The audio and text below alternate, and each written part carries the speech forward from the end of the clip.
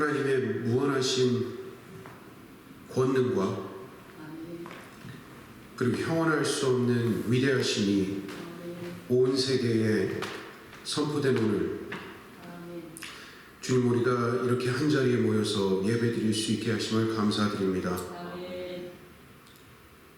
이해할 수 없는 사랑으로, 그리고 너무 큰 권능으로 산자뿐만 아니라 죽은 자에게까지도 희망을 주신 그러한 날이 오늘입니다. 이 부활절을 맞이하여 주님의 이해할 수 없는 사랑, 그리고 무한하신 그 사랑을 찬양합니다. 하나님, 저희들을 보호하시고 저희들이 좋은 환경 속에 신앙생활을 할 수 있게 하심을 감사드립니다. 그러나 세상에는 너무 좋지 않은 소식들과 정말 이해할 수 없는 그러한 어려움들이 각각 도처에 있습니다.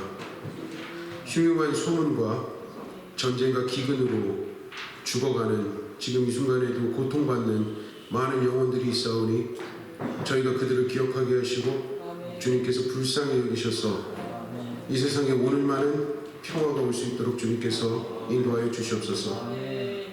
우리가 작은 모임이지만 주님께서 허락해 주신 이 귀한 모임이 주님을 위해서, 주님의 복음을 위해서 조금이라도 공헌할 수 있는 저희들이 될 수 있도록 주님께서 인도하여 주시옵시고, 무엇보다도 각 가정이 평안하고 그리고 각 2세들과 3세들 앞으로 나아가서 주님의 보혈에 그런 흔적이 남을 수 있는 그런 가족들이 될 수 있도록 주님께서 인도하여 주시옵소서.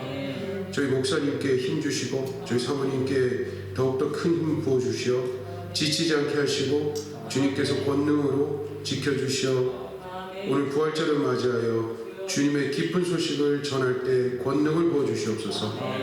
그리고 저희 교회가 작지만 큰 일을 감당할 수 있게 하시고 주님께서 계획하신 많은 것들이 저희를 통해서 이루어질 수 있도록 저희가 항상 기도하며 준비할 수 있도록 주님께서 인도하여 주시옵소서. 오늘 주님께서 위대하심을 선포한 이날에 주님께 찬양드리며 이 남은 시간도 주님께 맡기오니 주님 축복하여 주시옵소서. 예수님의 이름으로 기도했습니다. 아멘.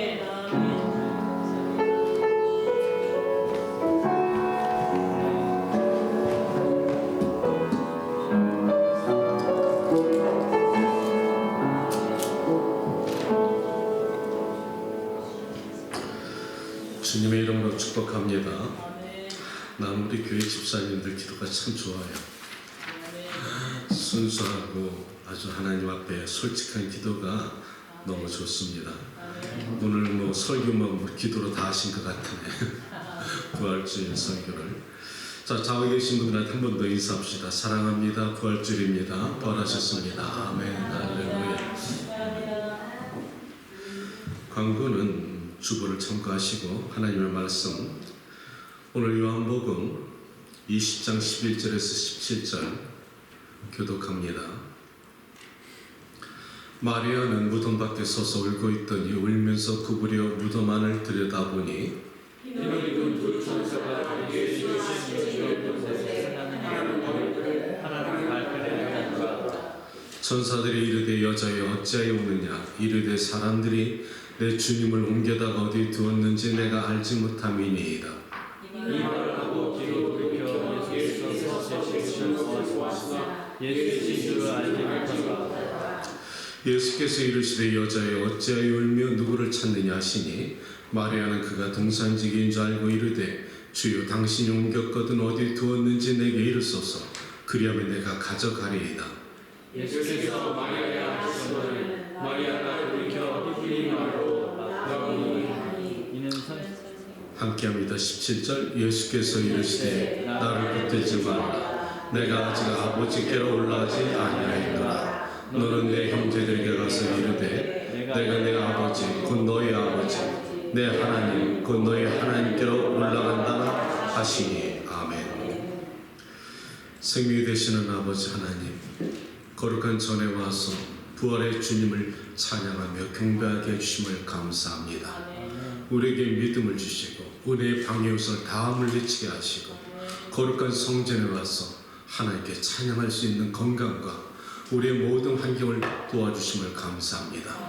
하나님 거룩한 성전에 와서 말씀을 듣고 하나님께 감사하며 하나님께 영광을 돌릴 때 하나님의 영광 가운데 임자하여 주시어서 오늘 말씀을 듣는 주의 백성들에게 말씀이 통과되게 하시고 그 말씀에 살아 운동력이 있어서 저들의 삶에 축복하시는 놀라운 역사가 삶의 현장에서 나타날 수 있도록 말씀에 기름 부어 주옵소서. 부족한 성 섰습니다. 언제나 그러하셨듯이 십자가에 감춰두시고 주의 성령만이 나타나시는 귀한 말씀의 시간 되게 하여 주시옵소서.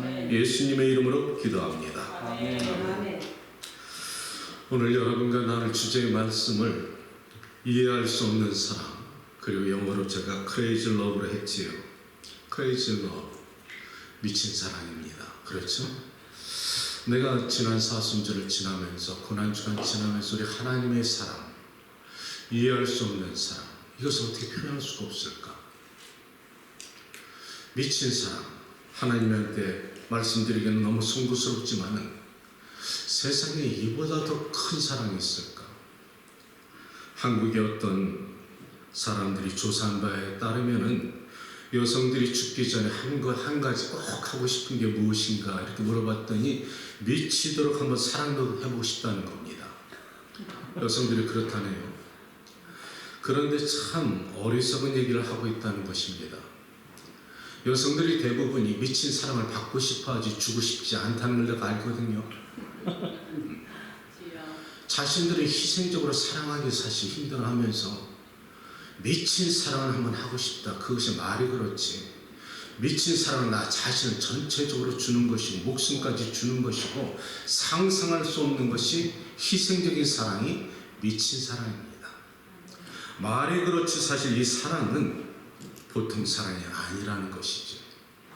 저는 오늘 이 말씀을 갖다가 준비하면서 지난 일주일 동안에 경건의 모습은 그럴듯한 것이 아니라 경건의 능력조차 하나님 앞에 낮추어지고 말씀 앞에서 깊이 들어가서 여러분에게 주시는 하나님의 메시지를 듣기를 원하는 귀를 기울였습니다. 요즘에 부활절을 갖다가 지나면서 이제 마트를 가보면은 토끼 모양도 있고 삶은 계란도 여러분 보시죠. 색칠한 계란. 토끼가 무엇을 뜻할까? 토끼는 다산을 뜻합니다. 생산력이 많아서 축복을 상징하는데 사실 기독교적인 개념과는 거리가 멀지요. 삶은 계란은 의미가 있습니다. 옛날에 중세시대 기독교인들이 이 사순절 고난주간이 오면은 육식을 갖다 피하고 되도록이면 경건한 모습으로 거룩한 생활하고 금식했기 때문에 그래서 육식을 갖다 멀리했습니다. 그러니까 계란에다가 색깔만 칠해놓고 삶아놓고서 먹지 않고 있다가 고난주간이 지나면 먹었다는 것이지. 오래전에 미국에도 지금 많이 기독교가 희석이 됐지만은 1980년도만 해도 미국의 맥도날드에서는 이 사순절 기간 되면 매상이 뚝 떨어집니다. 왜? 햄버거가 안 팔렸다는 거예요. 그래서 맥도날드가 고심한 끝에 발견한 것이 피쉬버거, 피쉬필레. 이 버거를 갖다가 발견하니까 그것으로 매상을 갖다 대충 했다는 겁니다. 그 정도로 이 오래전에 기독교인들이 많았던 미국이 이 고난주간 부활주의를 그렇게 중요시 여겼다는 것이지. 그런데 나는 이 계란을 갖다가 색칠한 거 생각하면 삶은 계란, 그거 참 아쉽더라고요. 그것이 생 계란이었으면 얼마나 의미가 있었을까. 그렇죠? 생 계란은 닭이 이렇게 알을 갖다 품고서 어느 시간이 지나면 병아리가 그 알을 끄깨고 나서 세상에 태어나기 때문에 새로운 세상을 창조하고 나타나는 그 의미가 있기 때문에 오히려 부활의 의미가 있지 않았을까. 그래서 그 닭이 알을 품었고서 다시 태어나는 것을 갖다가 우리가 뭐라고 그랬죠? 부활이라고 그랬습니다.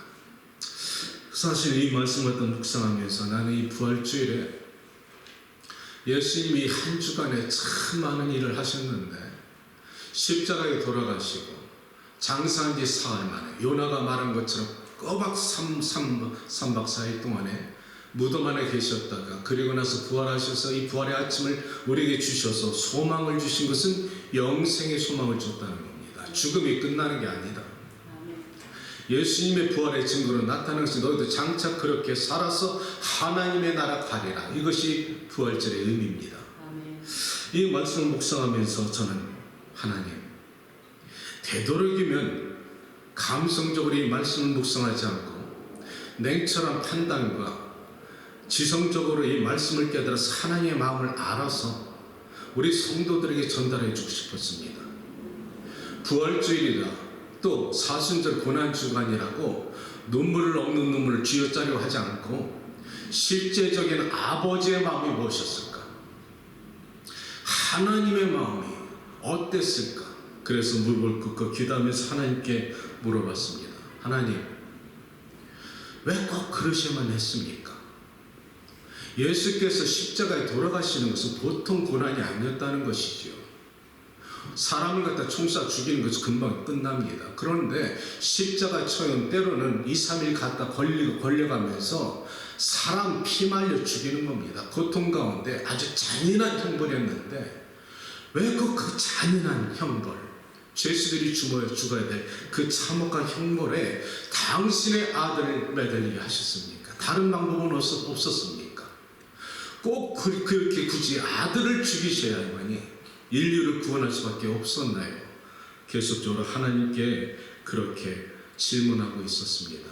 그것도 단지 하나밖에 없는 독자였습니다. 사랑하는 여러분, 내가 이렇게 하나님 앞에 무릎을 꿇고 하나님의 마음을 자꾸만 알고자 할 때 갑자기 하나님께서 나의 기도를 갖다가 기뻐하시는 것을 내가 느꼈습니다. 내가 하나님의 마음은 어떠셨습니까? 왜 그러셔야 됐나요? 얼마나 아프셨습니까? 이렇게 내가 하나님께 기도할 때 갑자기 내 마음속에 하나님이 나의 기도를 지금 기뻐하고 계시는 거라 생각하면서 어떤 생각이 들어왔느냐 하면은 며칠 전에 여러분에게 지난번에 간증했던 것처럼 우리 아들을 갖다가 장난감을 갖다 사주지 못한 애비 한이 있었다고 그랬지요. 그 간증이 갑자기 생각이 나면서 내가 그때를 생각해 보게 됩니다. 사실 그때 내가 우리 아들에게 그 장난감을 못 사주니까 그렇게 한이 돼가지고 마음이 아팠는데 그 몇 년이 지나가지고 내가 주머니에 여유가 좀 생겼습니다. 그렇다고 뭐 부자가 된 건 아니에요. 장난감 정도 사줄 여유는 있었다는 것이죠. 그래서 어느 날 우리 아들을 갖다 한 4, 5살 됐을 때 우리 앤디를 데리고 마음을 작정하고서 자신있게 손 붙잡고 장난감 가게에 토이자레스를 갑니다. 그래서 장난감 가게에 들어가자마자 우리 앤디가 그랬죠. 앤디, 오늘 네가 사고 싶은 거 사. 아빠가 사줄게. 아주 이렇게 당당하게 말했습니다. 준비가 갔기 때문에. 그러니까 아이가 너무 해맑게 그 맑은 눈동자로 저를 바라보면서 너무 좋아가지고 막 뛰어가는 거예요. 그리고 장난감을 만지기 시작합니다. 근데 아이가 뒤에서 이렇게 헛하게 바라보고 있는데 아이가 이상한 행동을 합니다. 장난감을 잡았다가 다시 놨다가 장난감을 잡았다가 다시 놨다는 거예요. 그래서 내가 뒤에서 그거 보다가 이상해서 아이한테 좀 물어봅니다. 앤디, 왜? 마음에 안 들어? 그랬더니 아이가 하는 말, 난 그 아이의 그 눈동자를 지금도 못 잊습니다. 그 맑은 눈동자 아빠를 쳐다보면서 하는 말이, 아빠, 왜? 아빠 돈 없잖아. 그때 콧등이 시커매지면서 시야가 뿌연해지면서 눈물이 솟구치는데 꼭 참았습니다. 그 아이 한마디가 얼마나 내 가슴을 갖다가 감동시키고 그 아이가 얼마나 고맙고 미안한지, 이 아이가 무엇을 한다고 4, 5살밖에 안 된 아이가 아빠를 쳐다보면서 아빠 돈 없잖아. 내가 갖고 싶은 거 절제해가면서 순수한 어린아이처럼 쥐어잡지 못하고 아빠를 생각하는 이 아이의 마음이 얼마나 고마웠는지, 그리고 너무나 미안했습니다. 아빠의 가난이 아이에게 어느새 전이가 됐구나. 이렇게 우리 부모들이 살아가는 모습이 자식들한테 모르게 전이가 된다는 것을 그때 알았습니다. 아빠의 가난이 이 어린아이에게도 눈치가 있어서 아이가 갖고 싶은 장난감 사지 못하고 아빠의 주머니를 생각하는 내 아들을 바라보면서, 아니야, 괜찮아, 아빠가 다 사줄게. 어떻게 했을까요? 그냥 마음껏 사줬습니다. 이것이 생활 속에 배우는 하나님 주신 교훈입니다. 내가 그때 큰 것을 깨달았습니다. 하나님을 이렇게 기쁘게 하면 되는구나. 내가 아버지의 마음을 알고 하나님의 어떤 마음인가, 하나님 무엇을 아파하시고 하나님이 어떻게 생각하세요, 무엇을 원하세요, 아버지는 괜찮으십니까? 내가 아버지의 마음을 갖다 내가 이해하려고 내가 하나님께 기도하고 나가면은 하나님만 감동시키시면 하나님이 다 주겠구나. 아멘. 우리가 달라 하기 전에 내 아버지가 무엇을 생각하시는지, 이 부활절날 이 주님이 부활하셔서 우리에게 축복하시고 영생의 소망을 주신 것은 감사하지만은 이 부활절을 죽이시기까지 십자가를 떠난 부활절은 없다는 것이죠. 부활절을 떠난 십자가의 의미도 없다는 것입니다. 연결되고 하나입니다. 부활절은 하나님의 아들이 죽으셔야 됐던 고난과 고통이 있었다는 것이죠. 하나님의 아픔이 있었다는 것입니다. 우리는 단지 의미도 모르고 절기만 지나가면 그런가 보다 삶은 계란 서로 나눠주면서 사랑을 나눈다 하지만은 하나님의 아버지 마음 어땠을까? 이 아버지가 우리에게 영생을 주기 위해서 당신의 하나밖에 없는 His only Son, 하나밖에 없는 아들을 죄인을 위해서 대신 죽게 하신 이 아버지의 사랑은 우리가 깨달아야 된다는 것이죠. 이것을 알아야만이 하나님을 기쁘게 한다는 것입니다. 이 하나님께 그 마음을 갖다 기도하면서 하나님, 내가 사랑하는 우리 종들에게, 당신의 자녀들에게, 우리 길리교회 교인들에게 하나님의 마음을 주세요. 나는 하나님의 마음 알기 원합니다. 사랑하는 여러분, 나는 여러분들한테 설교를 목사님 잘하네, 뭐가 잘못됐네, 이것보다도 이거 외워가지고 내가 여러분한테 전달하는 것보다도 여러분 각 사람이 나는 모르잖아요. 그러나 하나님은 여러분의 심령 알 거 아니에요. 하나님 살아있는 생명의 말씀이 나는 모르지만 사랑하는 백성들이 심어질 때 저들의 심령을 통과하고 고쳐주시고 잘못된 것은 잘라주시고 수술해주시고 필요한 것은 채워주시고 저들의 강건한 소망이 있어 응답하여 주시옵소서. 그게 말씀의 능력이 되어서 나를 통과하시고 그 전달자만 되길 원합니다. 사랑하는 여러분, 나는 하나님의 십자가의 전달자가 되길 원합니다. 성령 떠나면 나는 껍데기입니다. 난 오히려 여러분보다 부족한 삶일지도 모릅니다. 그러나 이 재단에 있을 때는 하나님의 기름 부으시고 하나님의 말씀 주시고 여러분이 주시는 말씀이 있어서 비록 소수의 무리가 있지만 나는 1000명 앞에 설교하는 것처럼 하고 싶은 겁니다. 세상을 향한 아버지의 마음을 전달하기 원하는 것이지.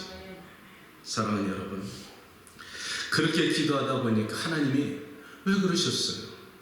왜 예수님이 죽으셔야만 됐습니까? 다른 방법은 없습니까? 그랬더니 갑자기 생각나는 게 하나님 주신 어떤 말씀, 메시지였는데, 얘야, 영으로는 피를 흘릴 수가 없느니라.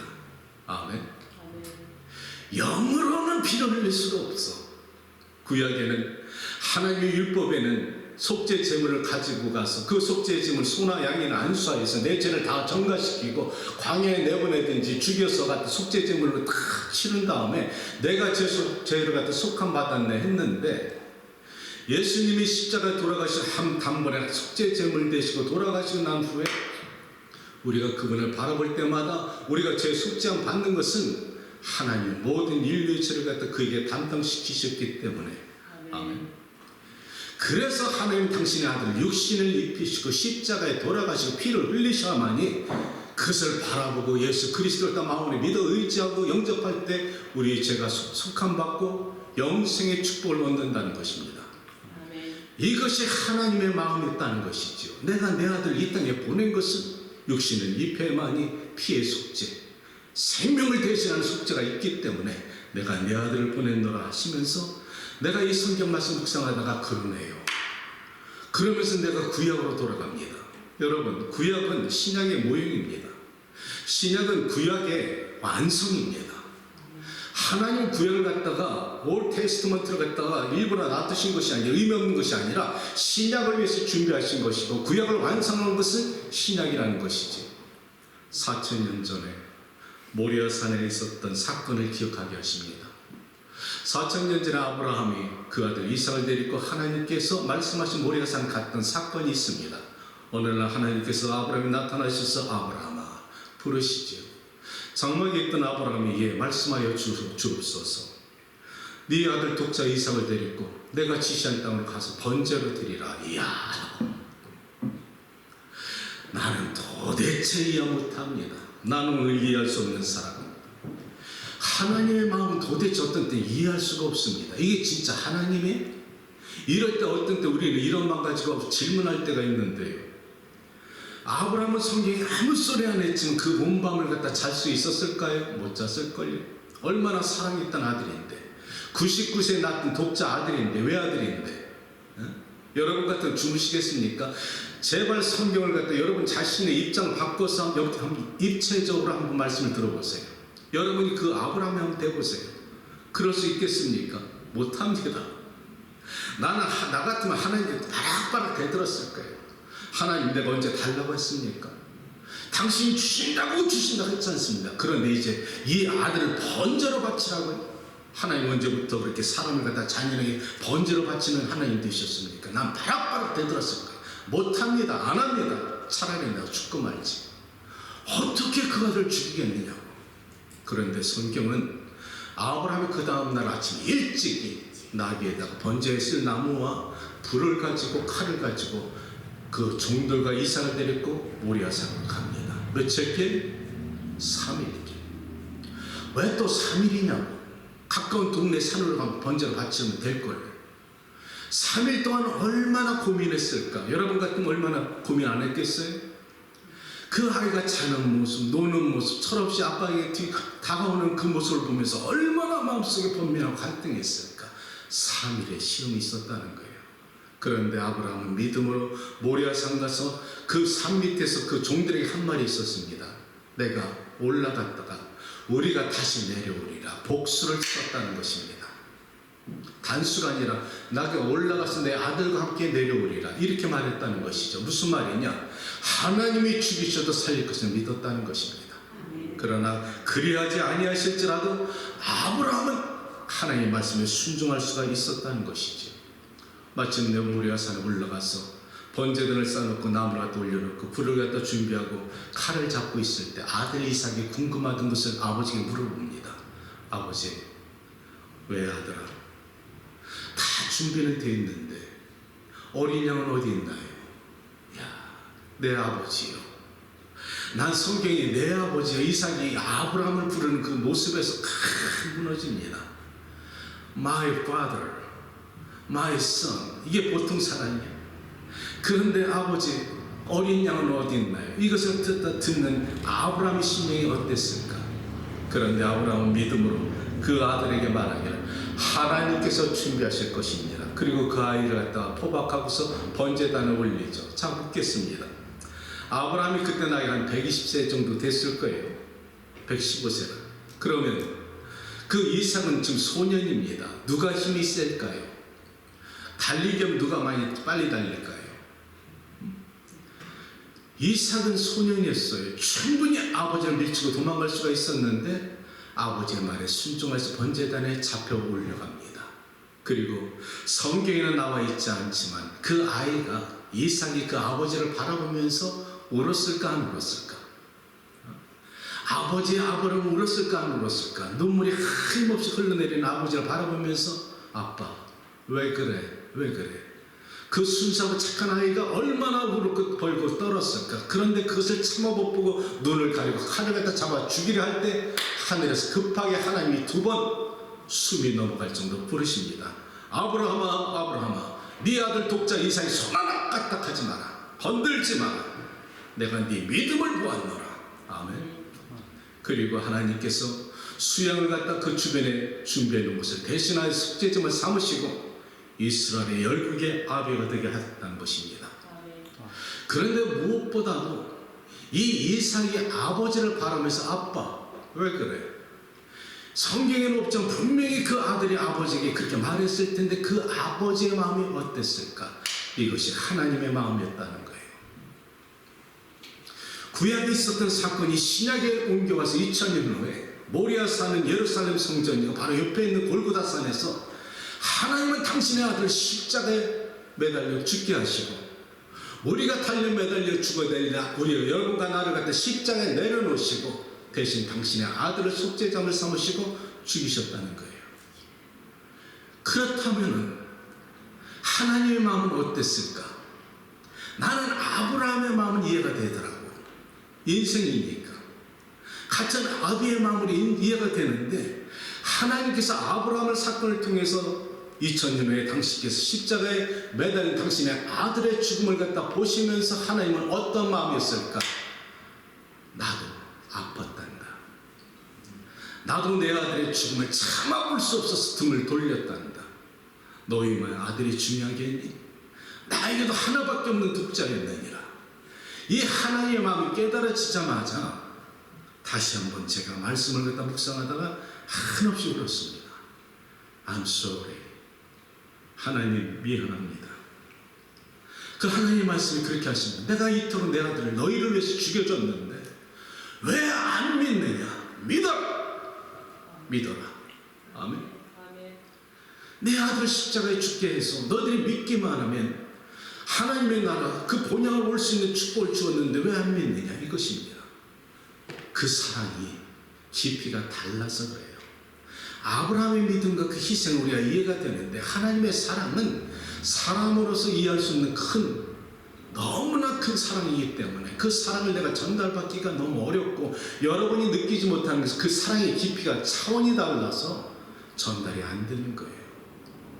사랑하는 여러분, 이것이 십자가의 비밀이었습니다. 그런데 이렇게 끝나면 기독교는 능력이 없지요. 다른 종교도 죄사함은 요구합니다. 그런데 기독교는 십자가의 죽음과 있자마자 바로 며칠 후에 부활의 사건이 일어난다는 것이죠. 이거 없으면 기독교의 복음은 능력이 없습니다. 십자가의 죽음은 부활을 떠날 수가 없다는 것이지요. 그때 예수님이 십자가에 돌아가시고 성경을 이렇게 본문 말씀이 이렇게 말합니다. 20장 1절 누가 나오죠? 막달라 마리아 나옵니다. 사랑하는 여러분, 이거 잘 들었어요. 평신도 여러분들에게 주신 말씀입니다. 그날 안식 후 일찍 새벽에 미명에 터오기도 전에 막달라 마리아가 하나님 예수님께 달려갑니다. 그래 가보니까 돌문이 열렸어. 안에 들여다보니 예수님이 시신이 사라졌어. 그러니까 마리아가 울기 시작하는 거예요. 그리고 나서 이제 제자들이 쫓아가서 베드로 요한에게 누군가 예수님의 시신을 훔쳐갔다 하니까 제자들이 놀라서 같이 뛰어 보니까 정말 동굴 안에는 예수님의 수건과 세마포만 있지 예수님의 시신은 사라지니까 베드로와 요한은 돌아가더라. 그러면서 성경은 말하기를 그들이 돌아가면서도 예수께서 장사한 지 사흘 만에 부활하실 것을 말씀하신 것을 깨닫지 못하라. 이게 제자들이라는 것입니다. 평상시 생시에 그렇게 말씀하셨는데도 깨닫지 못하고 있다가 부활하신 몸을 갖다가 보이지 않았으면 예수님이 부활하셨을 것을 믿어야 되는데 이상하다 하면서 돌아가는 것이 제자들의 모습인데 막달라 마리아는 그 자리를 떠나지 않고 계속 우는 겁니다. 사랑하는 여러분, 나는 여기서 여러분에게 말씀 꼭 드리고 싶은 게 이겁니다. 끝까지 있는 자가 축복받는다. 끝까지 머무는 자가 예수님을 만나요. 제자들은 돌아갔는데 마리아는 그 자리에서 끝까지 앉아서 눈물 흘리고 있는데 왜? 안타까워서. 그런데 갑자기 뒤에서 누가 묻는 겁니다. 여자야, 어찌하여 오느냐? 누구를 찾느냐? 그랬더니 성경은 마리아가 동산직인 줄 알고 돌이켜서 말하기를 썰, 당신이 옮겨갔거든 내 주인을 갖다 옮겨 내게 말씀하십시오. 내가 가져가리이다. 동산직에게 썰 주인이란 말합니다. 이 정도로 그렇게 다급했다는 것이요. 당신이 데려갔다면 내게 주세요. 내가 가져가리이다. 이것은 죽음을 불쌍 고백했다는 것입니다. 그랬더니 그 예수님께서 그때서야 영안이 띄어지고 하늘문이 열리니까 예수님을 갖다가 그가 바라보면서 라보니여 하더라. 자, 묻습니다. 성경이 최초의 부활의 영광을 나타내서 맞이한 사람은 누구? 제자들이 아니었다는 거예요. 야, 난 이것이 엄청 충격이 되더라고. 3년을 따라다닌 제자들이 나타나지 아니하시고 어떻게 평신도 막달라 마리아 귀신 들렸던 여인에게 나타나셨을까? 뭐가 달랐을까?